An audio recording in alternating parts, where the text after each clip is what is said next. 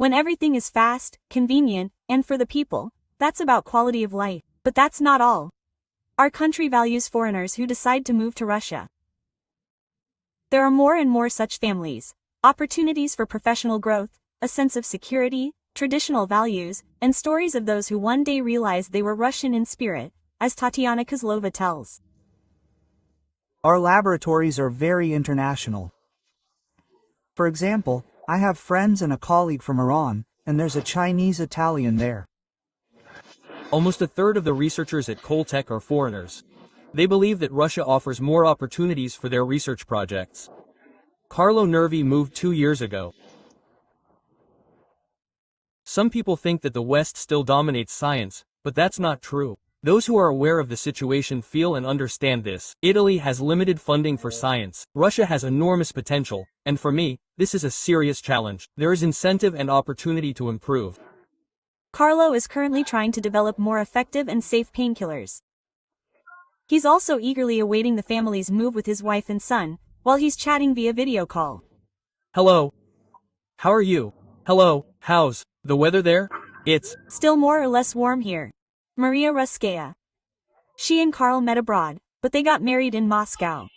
She dreams of returning, but because of her son's studies, she's staying in Turkey for now. However, he plans to transfer to a Russian university soon. The idea was to enroll in the physics department at Moscow State University, study pure physics for the first few years, and then go on to applied physics. So, chances are you're involved in aerodynamics. You have a good education, a good university, and good opportunities for the future. Besides the promising job, there's another reason for the move. At some point, the world started going crazy. We really did encounter several cases of what's commonly called Russophobia. We lost our sense of security, our sense of calm. And we simply realized it was time to go back. Russophobia is actively promoted by some European politicians, but most Italians, Carlo, I'm sure, think very differently from those who proclaim it from the highest podiums. Hundreds of billboards appeared on the streets of Verona last year as proof. They read, "Russia is not my enemy."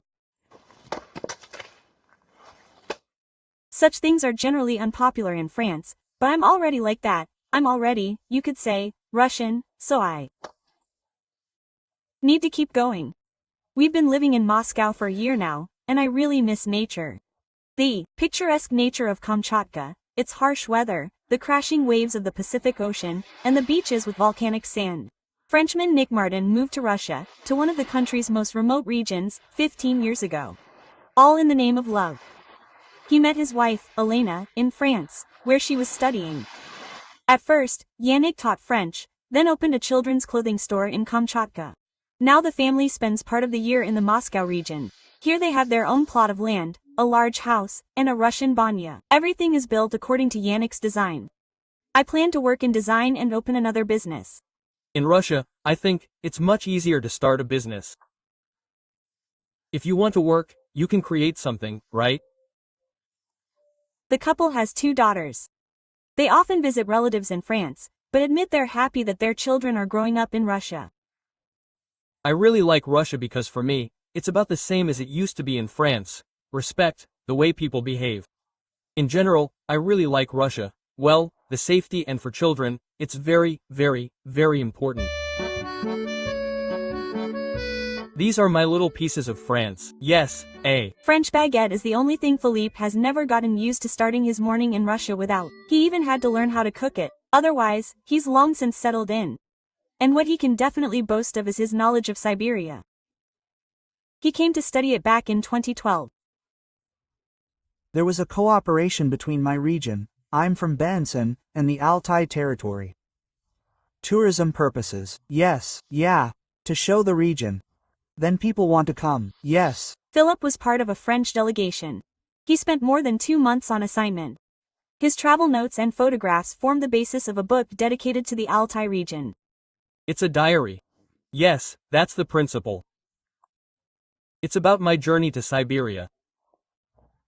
The book tells of the beauty of nature and Russian izbas, about life in German villages and Old Believer settlements. The history of the Kumandans occupies a special place. They are one of the peoples of the Altai region. The people of the northern Altai region wrote about what they remember. The culture. I really love it. In Novosibirsk, Philip met his future wife and decided to stay. When asked what was the most difficult thing at the beginning of his journey, he answers without hesitation.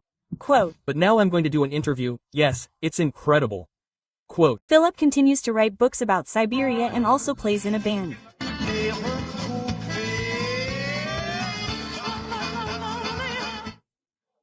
The number of foreigners who have moved to Russia is growing. They weren't afraid to start their lives from scratch and have achieved success in many ways. Tatiana Kozlova, Sergei Serdyukov, Natalia Sidorova, Irina Bliznik, Maria Martinova, Konstantin Anisimov, Channel 1.